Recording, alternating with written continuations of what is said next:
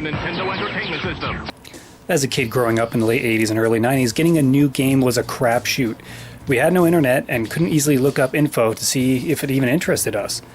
We had to take either the advice of our friends, a gaming magazine, or worse, use our own judgment. Well, at least in my case. So here it is, I present to you my top 5 NES gaming disappointments, whether I had these games as a kid or knew about them, but I wasn't able to get them until much later on. Let's begin this list. Nintendo. Now you're playing with power.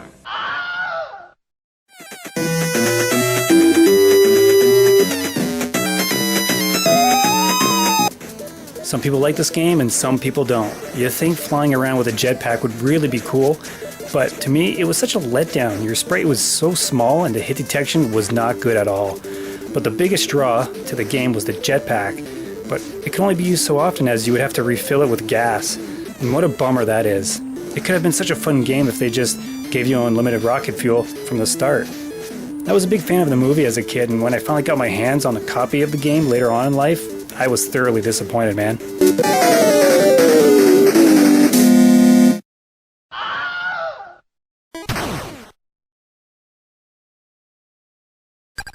Oh, the Lone Ranger. I remember seeing an ad for this game in a Konami flyer and being so excited to play it as a kid. Sadly, I never owned this one until decades later, and again, I was so disappointed.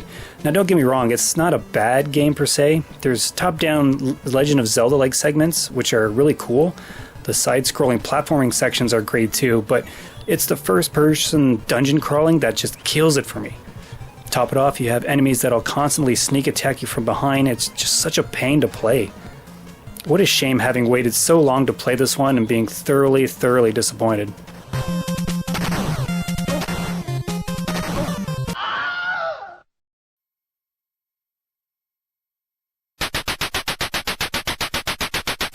Speaking of shame, here we have my all-time most hated game, Akari Warriors.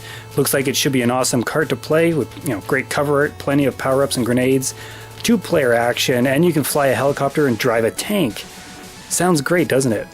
Except you move about as fast as a snail dipped in glue. The speed just kills it for me, man, and the brutal enemy placement is just no fun. It's more of an exercise in patience, which is not a good thing. Every time I think I can tackle this game and finally finish it off, I play it for a few minutes and just leave disappointed. Forget this game. Leave it in the dustbins at your local gaming shop.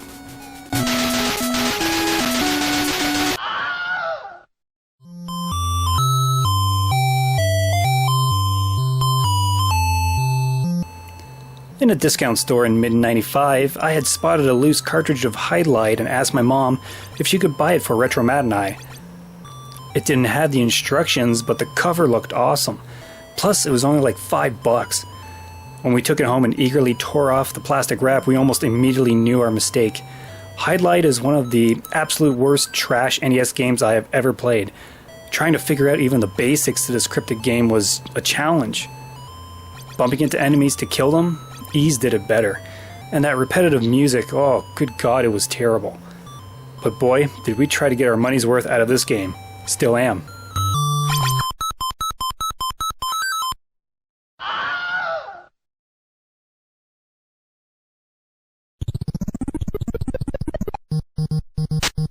You want to talk about a letdown?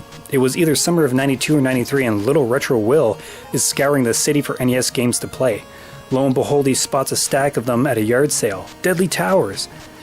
Well, you think this looks like a cool game. It's got a Conan the Barbarian type guy with a big sword and a spooky tower behind him. Sign me up. I paid no more than $5 maximum. I remember staring at it on the ride home. My imagination was going wild. Yeah, when I took it home and played it, it was crap. Cryptic crap. As of course, there was no manual to the game, so little Will and Retro Matt were trying to figure this game out. It was a problem right from the beginning. Your sword is practically useless, and wandering around killing enemies took ages, man. Oh god. If only I can tell my younger self to save that $5 and just buy something else. Candy, it doesn't matter. Anything but Deadly Towers.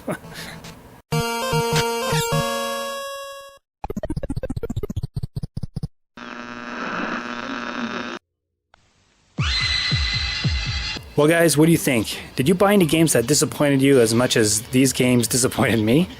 Let me know down in the comments section below. I'm Will. For those about the retro, we salute you. Take care.